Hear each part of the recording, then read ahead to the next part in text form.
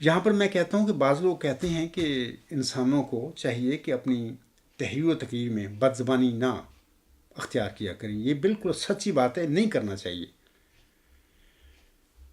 لیکن مسئلہ یہ ہے کہ بعض اوقات ایسے لوگ ہوتے ہیں، بعض ایسی جماعتیں ہوتی ہیں، بعض ایسے گروہ ہوتے ہیں، اور ان کی طریقہ واردات جو بڑے مختلف ہوتے ہیں. میں مثال دیتا ہوں اپنی جماعت احمدیہ قبرستان کے. یہ جو خلیفے ہیں اور علماء ہیں پاکستان میں، جب غیر مسلم غیر احمدی مسلمانوں سے ان کی بات ہوتی ہے تو بڑے عاجز، بڑے مسکین، بڑے شریف اور بڑے معصوم سے لوگ بنے ہوتے ہیں کہ یہ جیسے کہ فرشتے ہوتے ہیں، اور ان کے ہاتھ میں قرآن ہوتا ہے. دلیل سے بات کرتے ہیں ان سے، غیر احمدی مسلمان جو غیر ان سے یا ان کے علماء سے. لیکن جب جماعت احمدیہ قبرستان کے اندر کوئی انسان اپنا نقطہ نظر پیش کرے تو اس پر یہ اتنے ظالم لوگ ہوتے ہیں. نہ ان کو قرآن یاد رہتا ہے، نہ ان کو اسلام یاد رہتا ہے، نہ ان کو مرزا غلام صاحب کی احمدیت کا کوئی خیال رہتا ہے. یہ پھر یعنی ابو جہل سے بھی زیادہ ظالم بن جاتے ہیں. اخراج، مقاتیہ، یعنی یہ جو رویہ ہے مطلب کہ بدل جانا، کہ پاکستان میں غیر احمدی مسلمانوں سے یا مولویوں سے بات کرنے کے لیے تو بڑی مسکینی کے ساتھ اور حلم کے ساتھ، شرافت کے ساتھ، معقولیت کے ساتھ، عجز کے ساتھ بات کرنا اور دلیل سے بات کرنا، قرآن پر قائم رہنا، اور ان کو بھی کہنا بھی قرآن کی طرف آئیں. لیکن جب جماعت احمدیہ قبرستان کے اندر کوئی انسان اپنا نقطہ نظر پیش کرے، کوئی دعویٰ کر دے، یا جو بھی ہے، انسان کا حق ہے، ہر انسان کا حق ہے کہ وہ اپنا نقطہ نظر پیش کرے یا کوئی دعویٰ کرے، اس میں کوئی غلط بات نہیں ہے. ہاں، مخالفوں کا حق ہے کہ اس کے دعوے کو، اس کے نقطہ نظر کو کاؤنٹر آرگومنٹس کے ساتھ رد کر دیں. تو اس میں جبر نہیں ہونا چاہیے، لڑائی نہیں ہونی چاہیے، اخراج مقاطعہ نہیں ہونی چاہیے. میں مثال دیتا ہوں ہمارے پیارے آقا محمد عربی صلی اللہ علیہ وسلم کی. دیکھیں انہوں نے دعویٰ کیا، جبکہ آپ اپنی قوم میں اپنے دعویٰ سے پہلے صادق اور امین مشہور تھے، اور آپ نے بتایا لوگوں کو کہ اللہ نے مجھے آپ کی طرف بطور نبی مبعوث فرمایا ہے. اس کے بعد پھر آپ کے خلاف کیا کیا ظلم کیے مکہ والوں نے اس انسان کے ساتھ جس کو وہ صادق اور امین کہا کرتے تھے. ابو جہل اور اس کے ساتھیوں نے آپ صلی اللہ علیہ وسلم کو شیب ابی طالب میں بند کر دیا. 3 سال وہاں پر آپ بند رہے. یعنی مسلمان آپ صلی اللہ علیہ وسلم کے اور آپ کے رشتہ داروں کے یا جو باقی اصحاب تھے، بچے دودھ کے لیے بلکتے تھے، کچھ کھانے کو میسر نہیں تھا. ایسا سخت بائیکاٹ کیا آپ کا. اب دیکھیں یہ کوئی رویہ ہے؟ ابو جہل اور اس کے ساتھیوں نے یہ جو کام کیا وہ ٹھیک کیا تھا؟ نہیں. اس قسم کے رویوں کو ہم کیا کہیں؟ اسی قسم کا رویہ اگر جماعت احمدیہ قبرستان میں آج ان کے خلیفے یا مولوی کرتے ہیں، یا ان کے ارباب و اختیار جو نظام کے کرتی ہیں، تو پھر کیا ہم کہیں گے ان کو؟ پاکستان میں غیر احمدی مسلمانوں کے ساتھ یا مولویوں کے ساتھ بات کرتے ہوئے ان کا رویہ کچھ اور ہوتا ہے. جب اپنی جماعت میں قبرستان میں مرزا صلی اللہ علیہ وسلم کے پیروکاروں میں سے کوئی بندہ اپنا نقطہ نظر پیش کرتا ہے تو ان کو نہ قرآن کریم یاد رہتا ہے، نہ اللہ یاد رہتا ہے، نہ رسول اکرم صلی اللہ علیہ وسلم کی محبت، ان کا طریقہ یاد رہتا ہے، ان کی سنت یاد رہتی ہے، نہ ہی احمدیت یاد رہتا ہے، نہ مرزا غلام صاحب کی جو بڑی پیاری تعلیم ہے نہ وہ یاد رہتی ہے. یہ تلوار پکڑ کے، ڈنڈا پکڑ کے اس کو اخراج اور مقاطعہ کر کے یہ بھی ابھی طلب کی طرح سے رائے دیتے ہیں. ایسے جو بھائی ہیں جو کہتے ہیں کہ تحریر و تقریر میں کہ یہ بد زبانی نہیں کرنی چاہیے، بالکل آپ ٹھیک کہتے ہو.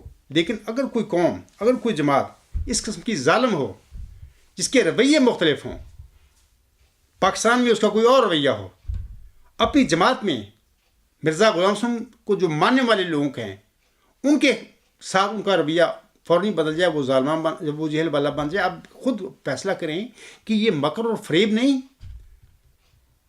یہ دجل نہیں. اس قسم کے لوگوں کو کیا کریں ہم لوگ؟ ان کا کیا حل ہے؟ ایک بندہ ہے مسلسل سال ہا سال سے ان کو دلیل کے ساتھ، محبت اور پیار کے ساتھ اپنے نقطہ نظر کی طرف بلاتا ہے، وہ ان کے کانوں پر جوں تک نہیں رنگتی، وہ ٹس سے مس ہونے کے لیے تیار نہیں. حتیٰ کہ جب وہ الغلام.com کے ذریعے، ایک ویب سائٹ کے ذریعے اپنا نقطہ نظر لوگوں کے آگے پیش کرتا ہے تو فوراً اس کا اخراج اور مقاطع ہو جاتا ہے. ایسے ہی جیسے کہ میرے پیارے آقا محمد مصطفیٰ کا مکہ میں ہوا تھا.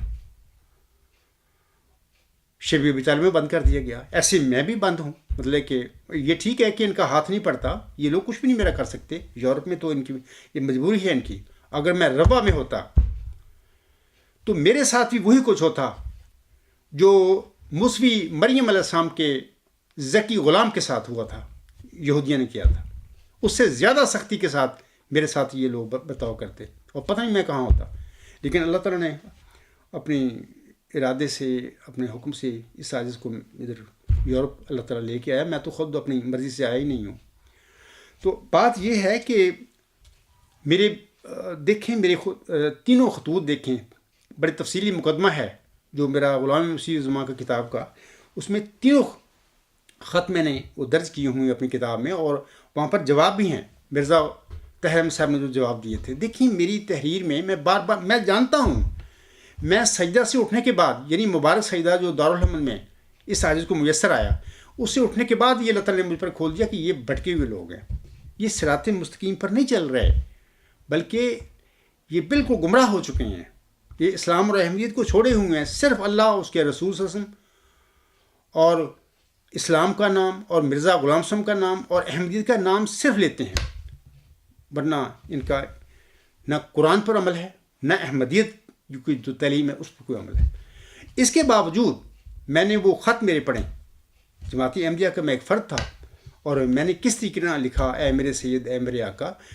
کیا ادھر میں یورپ میں تھا جب میں نے یہ خط لکھے تھے، کیا مجھے یہ تلوار مار دیتے اگر میں سختی کے ساتھ بھی لکھتا کوئی بات؟ جیسے کہ آج کل میں سختی سے بولتا ہوں، میں ظالموں کو ظالم کہتا ہوں، گمراہوں کو گمراہ کہتا ہوں، فریب کاروں کو فریب کار کہتا ہوں، مکاروں کو مکار کہتا ہوں. اگر میں یہ لفظ بھی استعمال کرتا اپنے خطوط میں مرزا طاہر کو، تو یہ کیا کر لیتے؟ میرا کچھ بھی نہیں کر سکتے. اس کے باوجود میں ثبوت دیتا ہوں آپ لوگوں کو کہ میرے کلمے سے کوئی ایسا سخت لفظ نہیں نکلا مرزا طاہر کے متعلق یا ایک جماعت کے متعلق. بڑی پیار اور محبت سے میں سمجھاتا رہا ہوں. حتیٰ کہ وہ جو فوت ہو گئے، اس کے بعد میرا الغلام.com کے ذریعے اپنا جو نقطہ نظر ہے، یہ دعویٰ ہے، منظر عام پر آ گیا لوگوں کے آگے.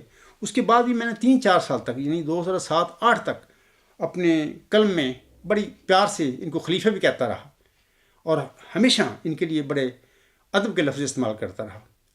لیکن اس کے بعد ایسا ایسا پھر انسان ہے، جب یہ دکھ ہوتے مخالفت دیتے ہیں بغیر کسی قصور کے، اخراج، مقاطعہ، یہ وہ فلاں ہے، تو انسان کو پھر اس کا اثر تو ہوتا ہے، انسان ہے نا، تو پھر اس کی قلم میں بھی، اس کی زبان میں بھی تلخی ضرور آتی ہے. تو یہ جو دوست بھائی ہمارے کہتے ہیں کہ انسان کو تحریر و تقریر میں باززبانی نہیں کرنی چاہیے، بالکل نہیں کرنی چاہیے. لیکن اگر جو مخاطب جماعت ہے، یہ لوگ ہیں، وہ ظالم بن جائیں، مکر و فریب، دجل، ہر قسم کا جرم کریں، ہر قسم کی غیر انسانی اذیت دیں ایک بندے کو بغیر کسی وجہ کے، بغیر کسی قصور کے، تو آپ کیا کرے وہ بندہ؟ تو پھر ظاہر ہے کہ اللہ تعالیٰ پھر دیتا ہے حق بھی ظالموں کے خلاف. پھر تم بھی پھر سخت زبان پھر استعمال کرو. اور سخت زبان استعمال کرنا کوئی بد زبانی نہیں ہے، بلکہ میں یہ سمجھتا ہوں کہ یہ جیسے ڈاکٹر بعض اوقات مریض کو ایک کڑوی دوا پلاتا ہے، اس کے فائدے کے لیے ہوتا ہے، تو پھر یہ اس قسم کی سخت زبان بھی جو جماعتوں کو، قوموں کو، جن میں اللہ تعالیٰ کا مرسل مبعوث ہوا ہوتا ہے، وہ سخت زبان بھی ان لوگوں کی اصلاح کے لیے استعمال کرتا ہے.